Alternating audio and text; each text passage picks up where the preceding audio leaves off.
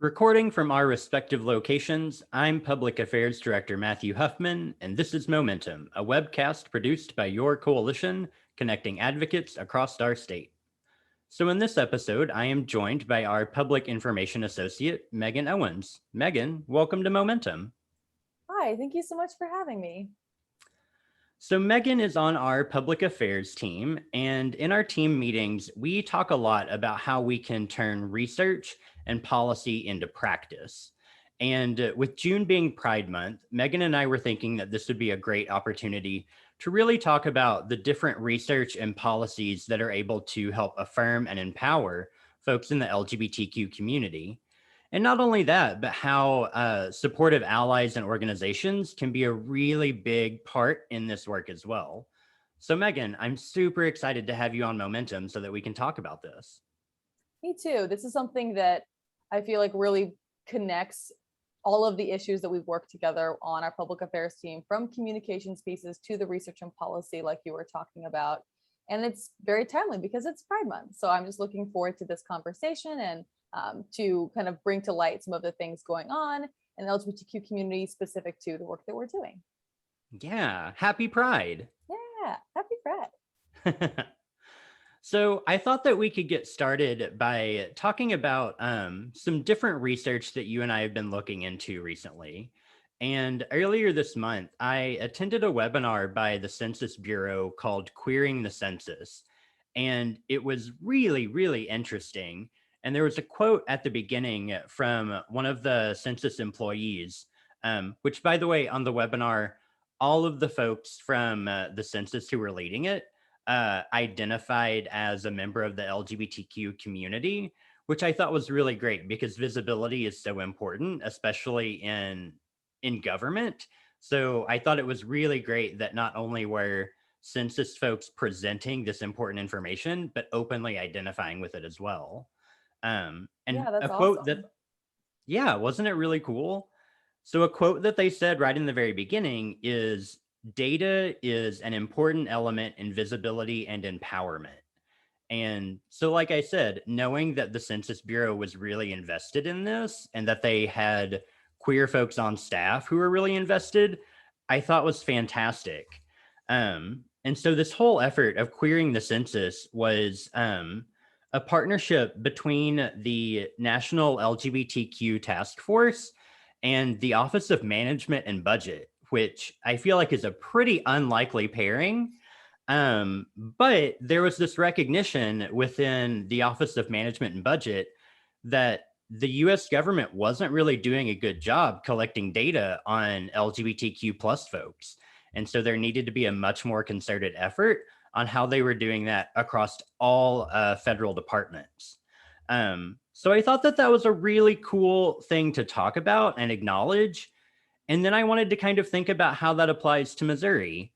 So for folks who are interested, you can run a number of very detailed and data heavy reports from the Census Bureau if you're a data nerd like we tend to be. So when I did that for our state, you know, we have a population of about 6 million Missourians. And then in the census and through the American Community Survey, they collected data on the number of households that identify as same-sex married partners or same-sex partners that are not married. And that came out to be just above 20,000 Missourians. So we know that that is only a snapshot of the number of individuals in Missouri who actually identify as part of the LGBTQ plus community. But that piece about visibility really stuck with me, that like 20,000 is no small number. So we have a lot of queer folks in Missouri, and it's important to also highlight that visibility here too. Yeah, I'm really glad that the conversation we're having started out with the discussion on data, because without that information, without the demographics and data and those little numbers, kind of boring sometimes pieces, we don't know what populations exist in Missouri. We don't know how to meet the needs of Missourians when we don't have a full picture of who actually lives in Missouri. And so I think that having that conversation start off about data and how important it is to make sure that we're filling gaps in data.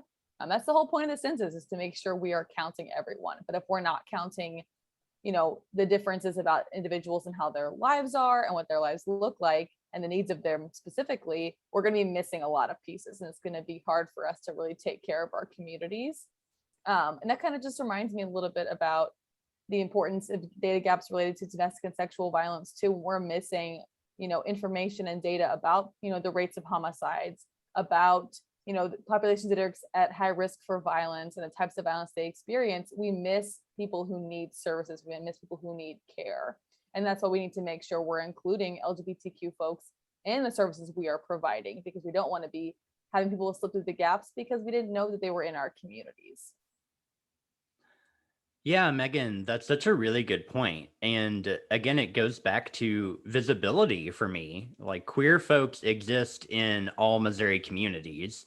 And just because they might not be showing up to your agency for services doesn't mean they aren't there. It might just mean that they don't feel safe and comfortable being able to be out and open. And so I think that that is such a really important piece to think about what sort of gaps in services might exist for queer folks. Yeah, definitely.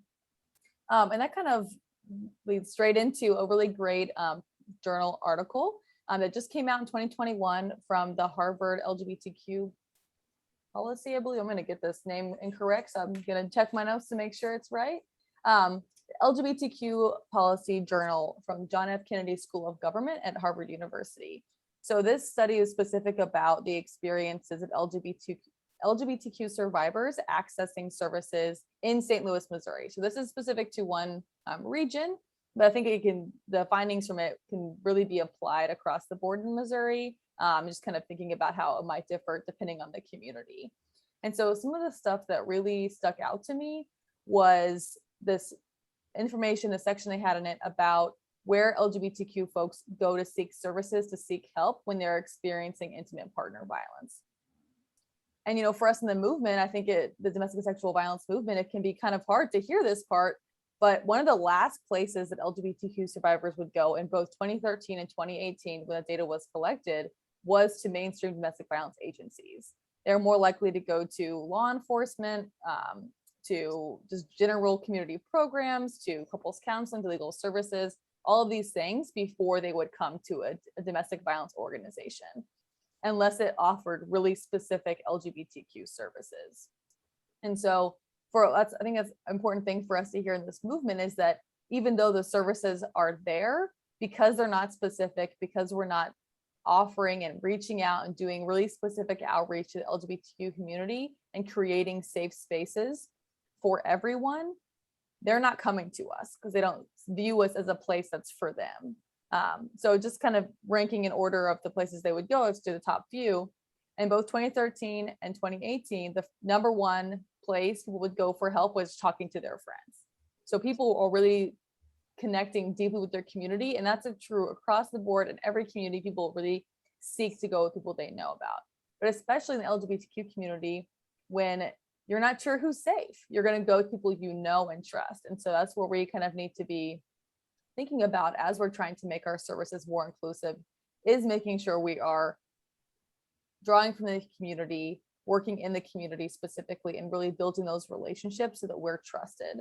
Because the second place we would go is to an LGBTQ specific intimate partner violence program. So if people were offering really specific services that were by and for LGBTQ folks, that's where they were going to go to seek services. And so we need to be thinking about how we can incorporate those practices into our own agencies, which is a great segue into the few things that they had kind of mentioned of just some practices. Many of them are really simple practices that would let someone know that your agency is safer for them and is more inclusive.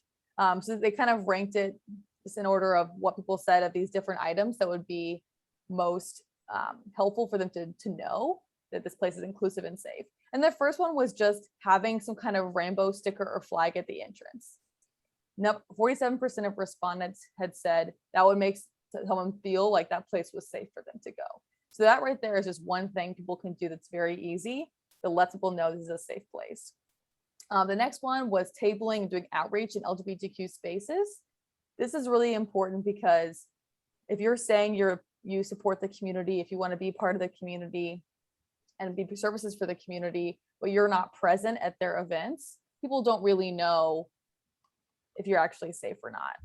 So you want to make sure you have a presence at places, and even just simply going to Pride, for example, can let people know that you're a safe place for them to go because you're at a huge event that's really important to the LGBTQ community. The third one was non-discrimination policy on the website or in advertising. So having a really clear and specific right there, but we don't discriminate against these groups.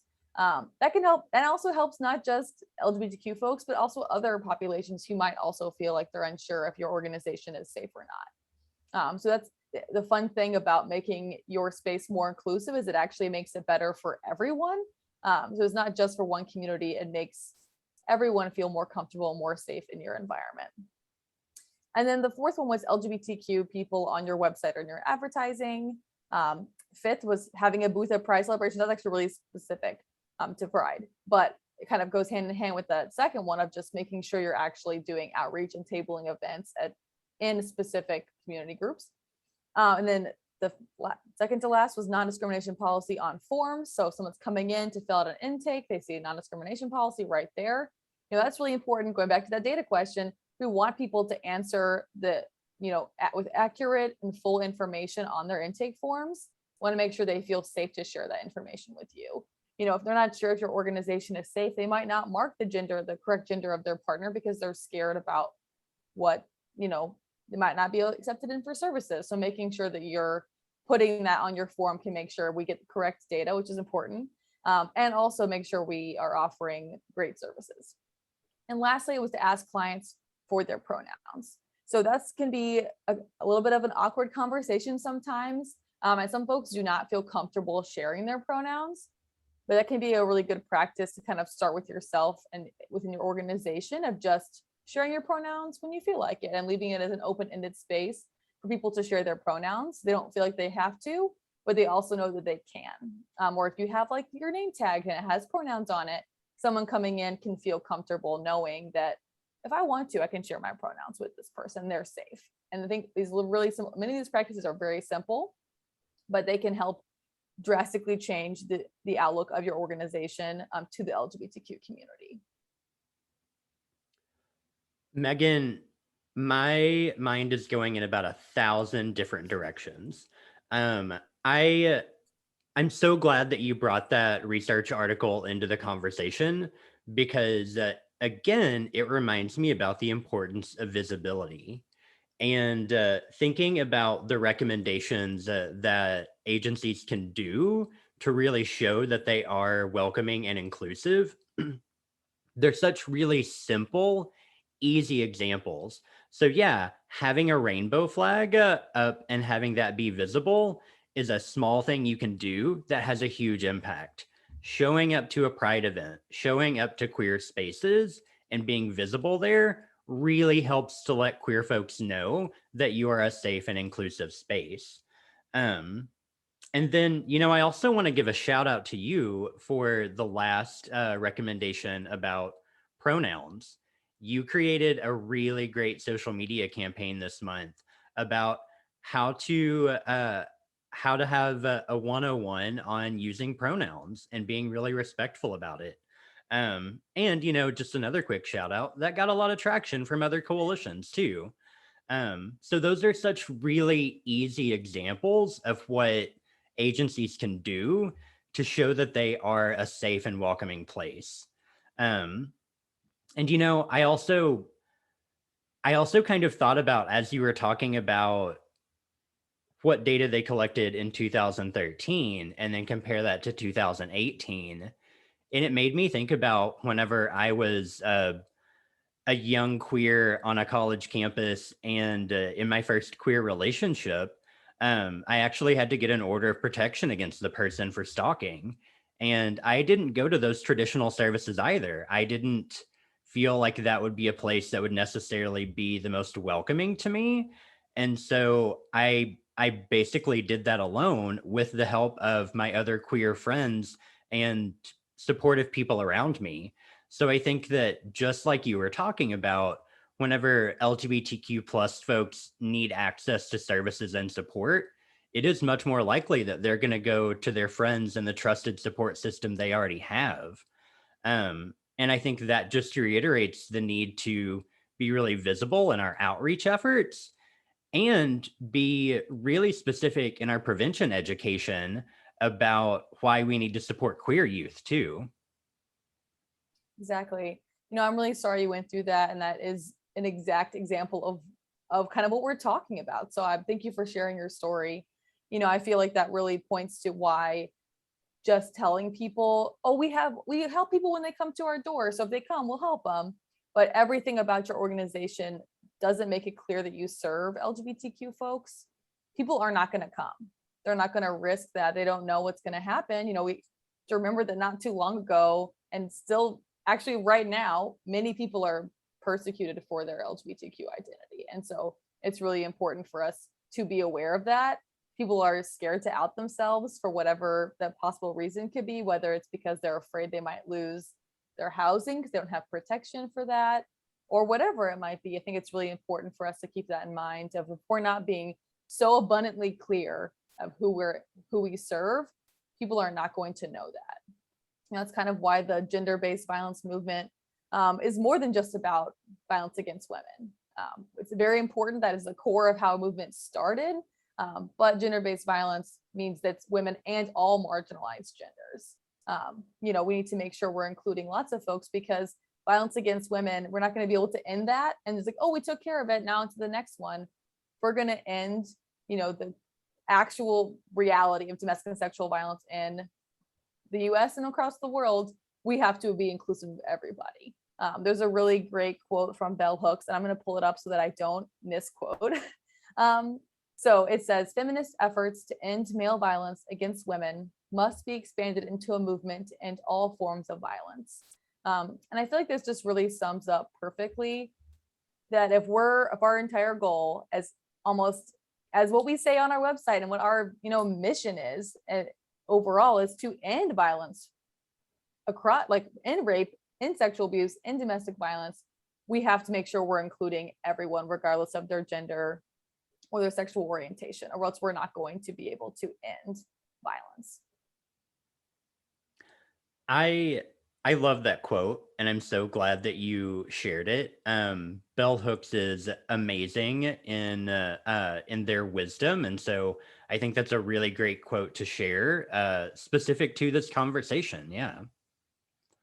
I wanna kind of pivot and talk really specifically about how we can support queer youth, because it's also a pretty hard time for queer youth right now. Not that it was ever an easy time for them, certainly. Fortunately, yeah. But I do want to spend a little time talking about that. And so, earlier this month, there was a big announcement from an NFL player. So Carl Nassib, who plays for the Las Vegas Raiders, he shared a video online where he came out, and something about his story really struck me, because he wasn't so much talking about himself as the need to support queer youth. And so he gave a statistic from the Trevor Project that just having the presence of one supportive adult, it really decreases the likelihood that that a queer youth would attempt suicide by 40%. And that astounded me, that just the presence of one trusted adult can have that huge of an impact. And so it really makes me think about everything we've been talking about. One, the importance of visibility for queer people to feel comfortable coming out, but also the importance of visibility of who those trusted adults and allies are and can be for queer youth. And the other thing that it really made me think about when Carl came out and shared his story is he's well into his career now, but he's also the first openly gay person to still be playing in the NFL. And it made me think back to Missouri's own Michael Sam when he came out before being drafted, and just the comparison between the two of those and the reactions that they got. Yeah, I was thinking about that as well. And I think especially because some hometown, I'm a Mizzou alum, so a little bit of hometown pride there. And thinking it was back in 2014 when he came out before he was in the NFL draft. And his career took a very different turn. And, there can be lots of reasons for that. But I think it is very important for us to understand, like, he came out the same year that marriage, like same-sex marriage, was legalized. Mhm. So that's it. A lot of things happening at once. Our country is changing as it should, and as we're so excited that it has and it's continued to change. But seeing that drastic difference in just like 7 years of much more acceptance for a player who's out and openly out in the NFL, and how it kind of makes me feel like Michael Sam did not get what he deserved. He deserved to be allowed to be himself and play the sport that he loved. And there's lots of, again, we don't know exact reasons why he's not in the NFL. But I think it's really important for us to keep in mind too, what that also means if you have intersecting identities. Michael Sam is a Black man. And so what is that intersecting identities for someone who is both Black and gay, and their experience when they are, who they are, when they come out as who they truly are. And I love what you're talking about with representation. And I think, when you're in a movement that is founded on work by women, we think a lot about how much representation of women, being in leadership positions, doing things matters. And it's the same thing for LGBTQ folks. Another example that I think about is Lil Nas X, like, rapper, when he came out, he was like, I promised my young self I would never do this. I would never be who I am, but I have to, because I need people to know, like, that it's okay. And I thought that would just kind of goes right along with what Carl did too, of just sometimes you're like, I'm okay with where I'm at, but I know that it's for someone else. There are people who need me to be out and visible. And I think that's extremely brave. And just, paying homage to Michael Sam, who is who's like the first one that did that. So I think that's really important. Also a little piece of Missouri history. So Yeah. But yeah, I agree with you so much that being able to be out and live your true self is such a really important and affirming and empowering thing. Um, and and really, I appreciated what you said about thinking about those intersecting identities of Michael Sam being a Black man, a gay man, wanting to play football, the sport that he loves. And we also know that football can be a pretty hyper masculine, toxic environment. yeah. And there are a lot of former football players who have since come out and said, it's just not something that I ever could have done. So I think that we also really need to honor the courage of folks like Michael Sam and Carl Nassib, who do really want to show that visibility to Yeah. help support other folks struggling with their truth. That's exactly it. And I also like that you kind of brought in the element about talking about the culture of football.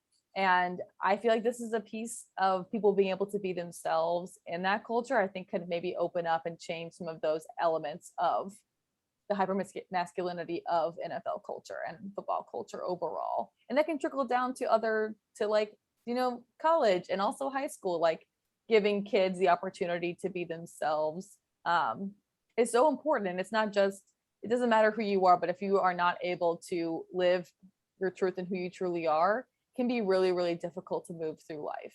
And so making sure that kids have supportive adults, have places they can go, know about where they can find information that's accurate for themselves and their bodies and their identities is super, super important. It's often something that we kind of push to the side and don't think of as important, or we expect people to look for that information themselves. Well, here's the general basic information. We're applying it to every single person. Now, if you need something different, good luck. That's just encouraging people to find inaccurate information and to, be in positions where they might end up, having harm done to them because they're not able to, they weren't able to find information that's accurate. They weren't given all the information they need in order to protect themselves. And those are really important things we need to be thinking about too, as part of this conversation. Yep, absolutely. I do want to stick on this piece about culture change though, because I think that is such a really important thing to recognize, that we have culture change and we have institutional change, And oftentimes culture change can feel like it's happening much more quickly than institutional change. But then sometimes we see the reverse of that too, and the push and pull. So a couple of really big institutional changes that have happened. This month, the U.S. Department of Education announced that they are interpreting the Supreme Court's ruling from last year, that protections in the Civil Rights Act against discrimination in the workplace on the basis of sexual orientation or gender identity is unlawful. So, big news out of the Supreme Court last year protecting LGBTQ folks in the workplace. This year, the Department of Ed says that extends into Title IX. And so students in education can also not be discriminated against on the basis of gender identity and sexual orientation. And that is such a really big deal, just like you were talking about with this kind of trickle down in culture change. We see on a federal level, the Department of Ed has really given a high standard for Title IX now, and the way that that can trickle down to college campuses, high schools, and middle schools can have such a major impact for queer youth. Definitely. I mean, I think it allows a mechanism for people to ensure that they have safety and protected on campus. We know Title IX is not perfect, and it's not always implemented perfectly. But without it, you have no regress to address problems. You don't have the ability to do something about discrimination on campus. And so I agree.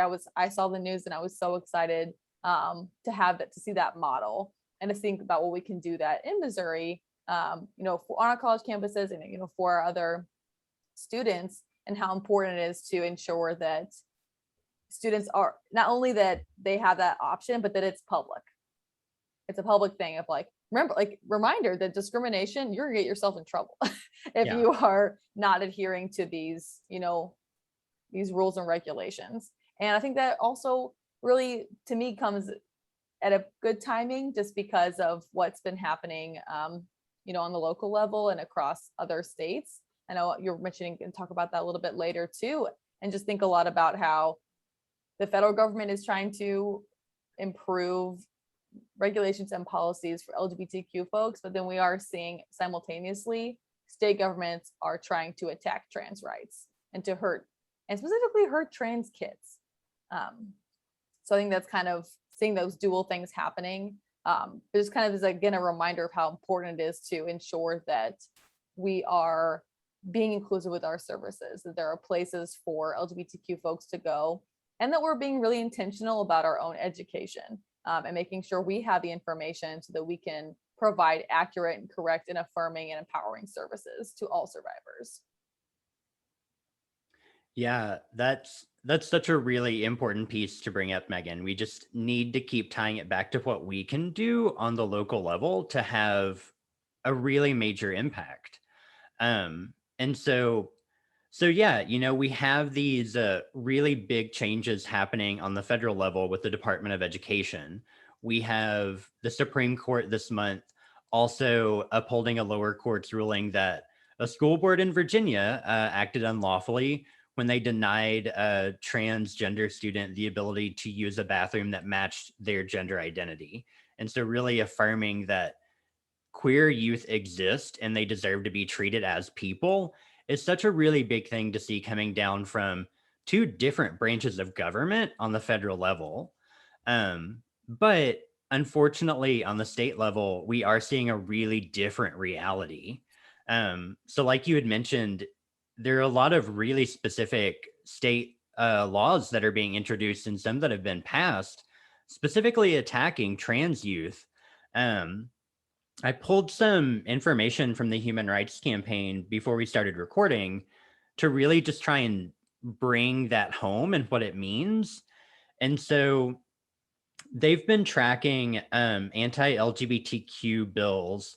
And so far in 2021, there have been 17 anti-LGBTQ bills that have been signed into law, and more than 250 that have been introduced in different state legislatures. And that number surpasses the last 3 years combined.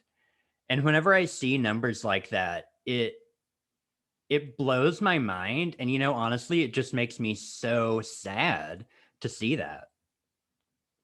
That was also the exact kind of, first feeling I experienced, just like sorrow that amidst progress, you see this like really concerted effort to push back. Like with those numbers, like you mentioned, it's not that these bills have been consistently introduced for years and years and years. It's that people are in direct response to the world, the US becoming more open, more inclusive, really a lot more specific about representation of LGBTQ people, offering specific services, all these things. The response has been, let me attack this group. And not only this group, some of the most vulnerable in this group, which is trans youth. And I also think that so many of the bills have elements to them that would not only target trans girls, but also would put like cisgender girls in a very similar situation.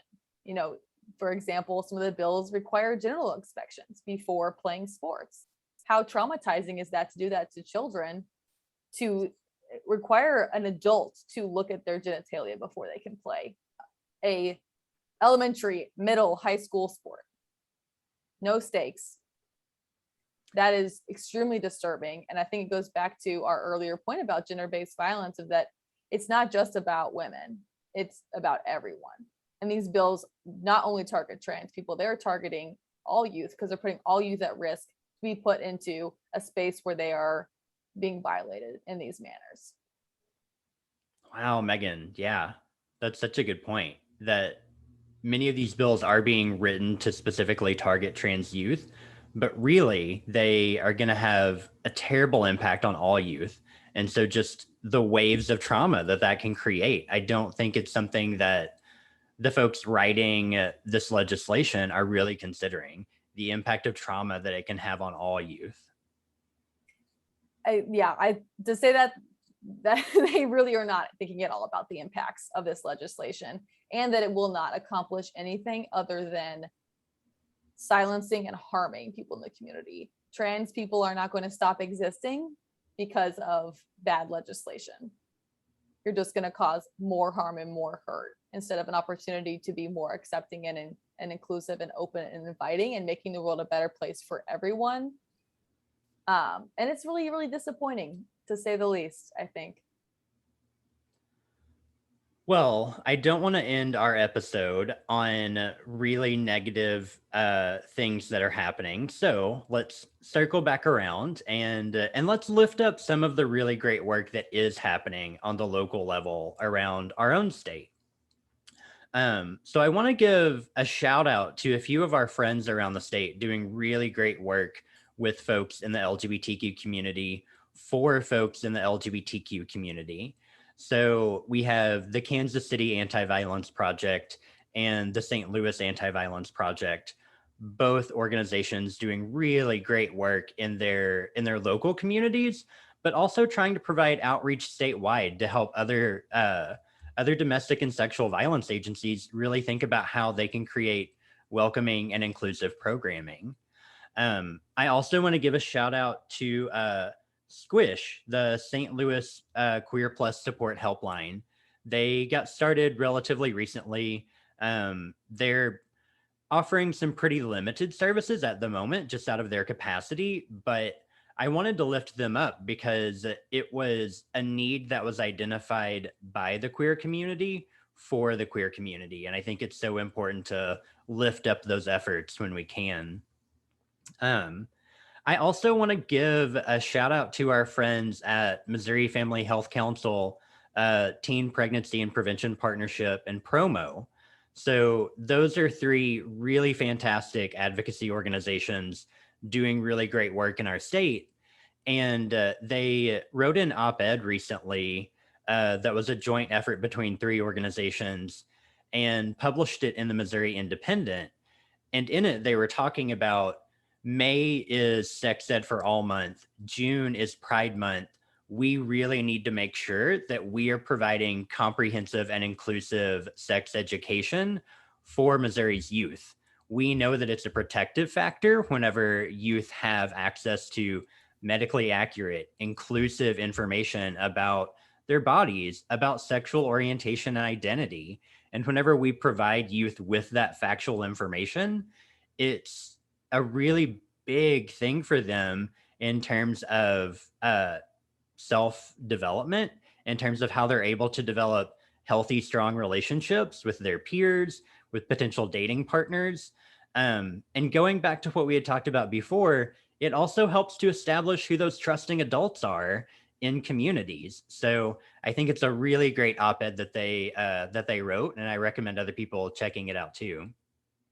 Yeah, it sounds great. There's so many different connecting points from all the whole conversation we've had today. But there's another program I'll mention really quick, which is Planned Parenthood and the Metro Trans Umbrella Group formed a partnership called Transforming Community, Transforming Care.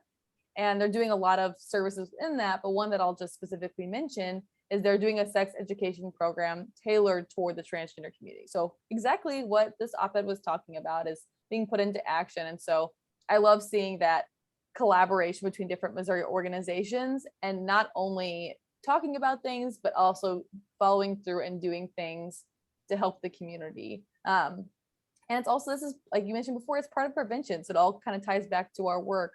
We want to ensure that every community has access to services and has access to the knowledge and important information they need in order to, take care of themselves, take care of their families, understand themselves and their community. And it's all part of the bigger picture of ending domestic and sexual violence, in our communities. This is a huge piece of that. And so I'm really grateful for partnerships and, collaborators we have in our network who are doing this on the ground work with survivors and with other folks in this community. Well, Megan, thanks so much for being on Momentum this month. I'm really glad that we were able to highlight the work that our public affairs team does with really trying to turn research and policy into practice. And I think we gave really great examples of that today. But I'm also so glad that you could come on to talk about the different things that are going on in Missouri and how we can really lift up and amplify those efforts to provide more support and visibility for queer folks. So, with that, once again, I'll say happy Pride. Thank you for having me, and happy Pride. Yay. All right. Thanks, Megan.